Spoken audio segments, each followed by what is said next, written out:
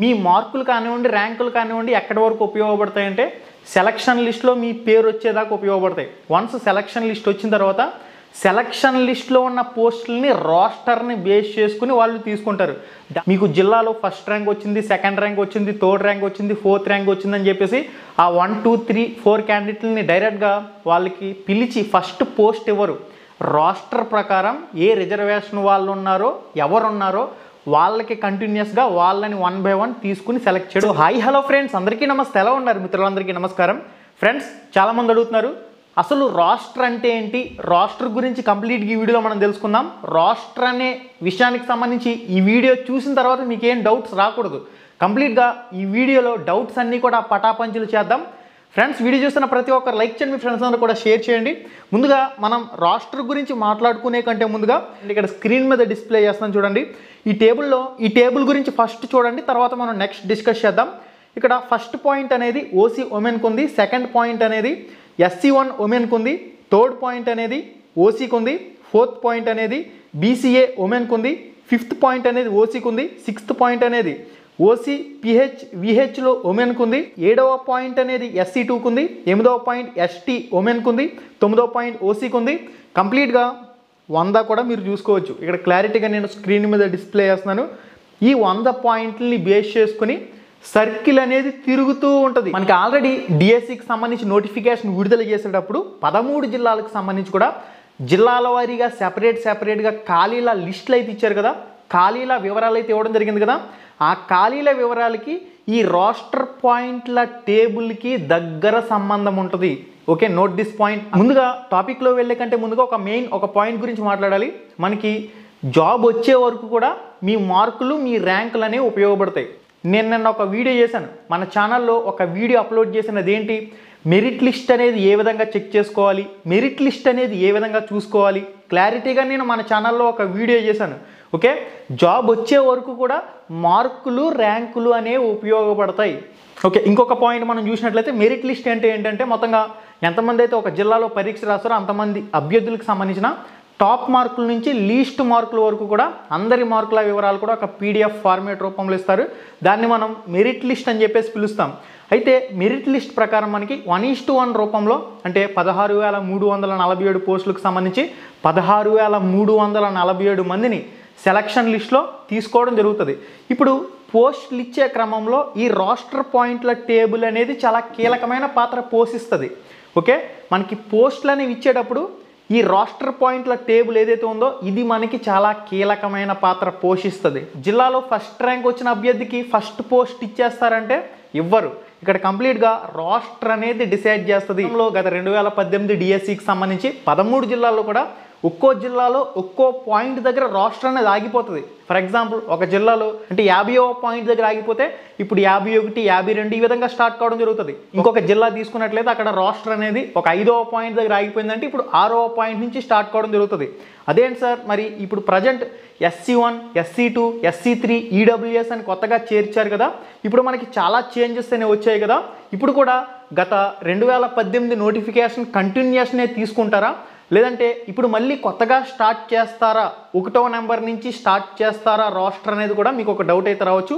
దీనిపై విధి విధానాలపై ప్రభుత్వం నిర్ణయం తీసుకుంటుంది. దయచేసి వెయిట్ చేయండి. ఏదేమైనా మనకి ఈ టేబుల్ ప్రకారమే మనకి సెలక్షన్ అయితే జరుగుతుంది. గతంలో 2018లో ఒక్కో జిల్లాలో ఒక్కొక్క పాయింట్ దగ్గర రాస్టర్ అనేది ఆగిపోయి ఉంటుంది. అది ఎక్కడ ఆగిపోయింది అనేది ఆ జిల్లా విద్యాశాఖ అధికారులకి తెలుస్తుంది. వాళ్ళ దగ్గర డేటా ఉంటుంది. దాని ప్రకారం ఇప్పుడు కంటిన్యూస్గా తీస్తారా, లేదంటే ఇప్పుడు చాలా చేంజెస్ అనేవి జరిగినాయి కాబట్టి SC1, SC2, SC3 అని చెప్పేసి EWS అని చెప్పేసి PWD కోటాలో కూడా కొత్త కేటగిరీలు యాడ్ చేశారు కాబట్టి ఇప్పుడు మనకి డైరెక్ట్గా 1వ పాయింట్ నుంచి వస్తారా అనేది మనకి ఈ అంశం మీద క్లారిటీ రావాల్సింది. ఎక్కువగా కంటిన్యూ చేయడానికి మనకి ఎక్కువ అవకాశాలు అయితే కనిపిస్తూ ఉన్నాయి. ఆల్రెడీ పోస్ట్ ప్రిఫరెన్స్కి సంబంధించి కూడా ఆన్లైన్ అప్లై చేసేటప్పుడు పోస్ట్ ప్రిఫరెన్స్ అనేది ఇచ్చేసారు ఆల్రెడీ.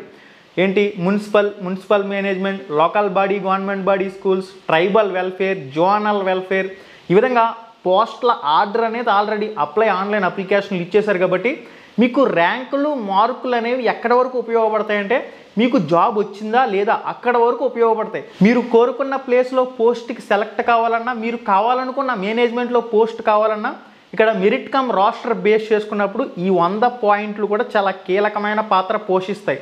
ఇక్కడ మీకు స్క్రీన్ మీద డిస్ప్లే చేస్తున్నాను చూడండి. ఈ 100 పాయింట్ల ప్రకారం తీసుకోవడం జరుగుతుంది.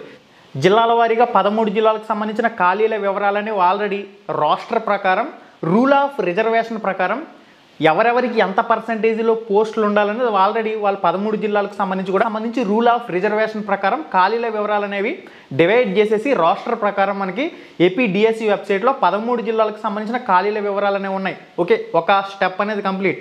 సెకండ్ స్టెప్లో ఏంటంటే ఎవరైతే ఎగ్జామ్ రాసిన అభ్యర్థులు ఉన్నారో వాళ్ళందరికీ సంబంధించిన మెరిట్ జాబితాలనే వస్తాయి. మనకి వెబ్సైట్లు ఇచ్చిన ఖాళీల ప్రకారం మీకు జాబ్ వచ్చిందా లేదా అనేది తెలుసుకునే ప్రాసెస్ గురించి ఆల్రెడీ నేను మన ఛానల్లో వీడియో చేశాను. ఆ వీడియో చూస్తే మీకు ఫుల్ క్లారిటీ అయితే వచ్చేస్తుంది.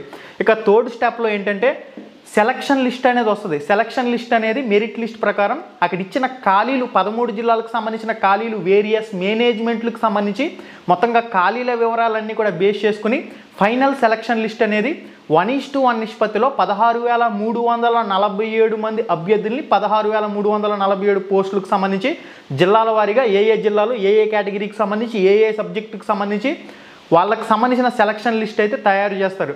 ఆ సెలక్షన్ లిస్ట్కి ఈ 100 పాయింట్ల రాస్టర్ అనేది అప్లై చేస్తారు. మీరు జిల్లాలో టాపర్గా ఉన్నారు కదా అని చెప్పేసి ఫస్ట్ పోస్ట్ అనేది పిలిచి మీకే ఇవ్వరు. ఇది అర్థమవుతుందా? ఈ రాస్టర్ ప్రకారం కంటిన్యూ చేయడం జరుగుతుంది. 1వ పాయింట్ ఎవరికి ఉంది, 2వ పాయింట్లో ఎవరికి ఉంది, 3వ పాయింట్లో ఏ రిజర్వేషన్ వాళ్ళకు ఉంది, 4వ పాయింట్లో ఏ రిజర్వేషన్ వాళ్ళకు ఉంది. మీ భవిష్యత్ అంతా కూడా ఇక్కడ నుంచి ఈ రాస్టర్ పాయింట్ల మీదే డిపెండ్ అయి ఉంటుంది. మీ భవిష్యత్తులో ప్రమోషన్లు రావాలన్నా మీ టీచర్ భవిష్యత్ అంతా కూడా ఈ రాస్టర్ పాయింట్ మీద ఆధారపడి ఉంటుంది. ఫర్ ఎగ్జాంపుల్ మీరు ఏదో ఒక రాస్టర్ పాయింట్లో సెలెక్ట్ అవుతారు. సెలెక్ట్ అయిన తర్వాత మీకు భవిష్యత్తులో ప్రమోషన్లు రావాలన్నా ఎవరైతే ముందు సెలెక్ట్ అవుతారో వాళ్ళకి సంబంధించి ప్రమోషన్లు అనేవి ముందు వస్తాయి. ఎవరైతే రాస్టర్ పాయింట్లని బేస్ చేసుకుని వెనకాల సెలెక్ట్ అవుతారో కింద సెలెక్ట్ అవుతారో వాళ్ళకి పై వాళ్ళకి ప్రమోషన్లు వచ్చిన తర్వాత కింద వాళ్ళకి వస్తాయి. అందువల్ల ఏం జరుగుతుంది, ఇక్కడ రాస్టర్ పాయింట్ అనేది మీ భవిష్యత్తుపై కూడా ప్రభావం చూపిస్తుంది, ప్రమోషన్ల మీద కూడా ప్రభావం చూపిస్తుంది. ఓకే, మీరు ఏ పోస్టుకు సంబంధించి సెలెక్ట్ కావాలి, మీరు సెలెక్ట్ అయిన తర్వాత మీరు కోరుకున్న ప్లేస్లో పోస్ట్ రావాలా లేదా అనేది కూడా ఈ రాస్టర్ పాయింట్లే డిసైడ్ చేస్తాయి. ఓకే, దీని ప్రకారం కంప్లీట్గా ఎన్ని పోస్టులు అయితే ఉన్నా అన్ని పోస్టులు కూడా ఫిల్ చేస్తారు. 100 పోస్టులు కంప్లీట్ అయిన తర్వాత అంటే మనకి 1వ పోస్ట్ నుంచి 100వ పోస్ట్ వరకు రాస్టర్ పాయింట్ల ప్రకారం కంప్లీట్ చేసిన తర్వాత మళ్ళీ మొదటికి వస్తారు. 1 నుంచి 100 వరకు చూసుకుంటూ వెళ్తారు. మళ్ళీ 100 వరకు, 1 నుంచి 100 వరకు అలా సర్కిల్ అనేది తిరుగుతూనే ఉంటుంది పోస్టులన్నీ కూడా ఫిల్ అయ్యే వరకు. అంటే మీకు సింపుల్గా ఒక్క ముక్కలో చెప్పాలంటే ఏంటంటే మీరు సెలెక్ట్ అయ్యే వరకు మీ ర్యాంకులు కానివ్వండి మీ మార్కులు కానివ్వండి ఉపయోగపడతాయి. మీరు వన్స్ సెలెక్ట్ అయిన తర్వాత రాస్టర్ని బేస్ చేసుకుని మిమ్మల్ని జాబ్లోకి తీసుకుంటారు. ఆ రాస్టర్ పాయింట్ మీద బేస్ చేసుకునే మీకు భవిష్యత్తులో ప్రమోషన్లు రావటం కానివ్వండి, భవిష్యత్తులో మీ ఫ్యూచర్ అంతా కూడా ఆ రాస్టర్ పాయింట్ మీద ఆధారపడి ఉంటుంది. మీరు ఏ రాస్టర్ పాయింట్లో సెలెక్ట్ అయ్యారో మనకి కంప్లీట్గా 100 రాస్టర్ పాయింట్లు ఉంటాయి. మనకి వేరియస్ మేనేజ్మెంట్స్ అని చెప్పేసి కూడా ఉన్నాయి. Local body, government body, municipal corporation, tribal welfare, zonal welfare, ఈ విధంగా రకరకాల పోస్ట్ ప్రిఫరెన్స్లు కూడా మీరు ఆన్లైన్ అప్లై చేసేటప్పుడు ఇచ్చారు. ఆ పోస్ట్ ప్రిఫరెన్స్కి సంబంధించి కానివ్వండి మెరిట్ కమ్ రాస్టర్ ప్రకారం చూసినప్పుడు ఇక్కడ రాస్టర్ని బేస్ చేసుకుని మిమ్మల్ని అక్కడ సెలెక్ట్ చేసుకోవడం జరుగుతుంది. మీకు జాబ్ వచ్చిందా లేదా అనేది తెలుసుకోవడానికి రాస్టర్ అనేది అవసరం లేదు, కానీ మీకు జాబ్ వచ్చిందా లేదా అనేది తెలుసుకోవడానికి ప్రాసెస్ కంప్లీట్గా నేను మన ఛానల్లో వీడియో చేశాను. ఆ వీడియో మీరు చెక్ చేయొచ్చు. వన్స్ మీరు సెలక్షన్ లిస్ట్లోకి వచ్చారా ఈ రాస్టర్ ప్రకారం మీకు పోస్ట్ అయితే ఇవ్వడం జరుగుతుంది. ఓకే, ఫైనల్గా చెప్పేది ఏంటంటే కన్క్లూజన్, మీకు వచ్చిన సెలక్షన్ లిస్ట్ని ఈ రాస్టర్కి అప్లై చేసి రాస్టర్ ప్రకారం సెలక్షన్ లిస్ట్లో ఉన్న క్యాండిడేట్ని సెలెక్ట్ చేసుకుంటారు. ఓకే, గత 2018 డిఎస్సి నోటిఫికేషన్కి సంబంధించి రాస్టర్ ఎక్కడ ఆగింది, ఒక్కో జిల్లాలో ఒక్కో చోట ఆగుతుంది. అన్ని జిల్లాల్లో కూడా ఒకే చోట ఆగాలని ఏముండదు. ఒక జిల్లాలో ఒక చోట ఆగుతుంది, ఒక జిల్లాలో ఒక చోట ఆగుతుంది, ఒక జిల్లాలో 100 లాగొచ్చు, ఒక జిల్లాలో 10 లాగొచ్చు, ఒక జిల్లాలో 30 లాగొచ్చు, ఒక జిల్లాలో 58 లాగొచ్చు. ఏ జిల్లాలో ఎక్కడ ఆగింది అనేది ఎవరికి కూడా తెలియదు, ఓన్లీ విద్యాశాఖ అధికారులకు మాత్రమే తెలుస్తుంది. దానికి కంటిన్యూస్గా ఇప్పుడు తీసుకుంటారా, కొత్తగా SC1, SC2, SC3 అని చెప్పేసి EWS అని చెప్పేసి యాడ్ అయ్యాయి. కాబట్టి ఈ అంశం అనేది ఒక క్లారిటీ అయితే వచ్చి ఉంటుందని చెప్పేసి నేను అనుకుంటున్నాను. మళ్ళీ వీడియోలో మళ్ళీ కలుసుకుందాం. శుభం, ధన్యవాదాలు.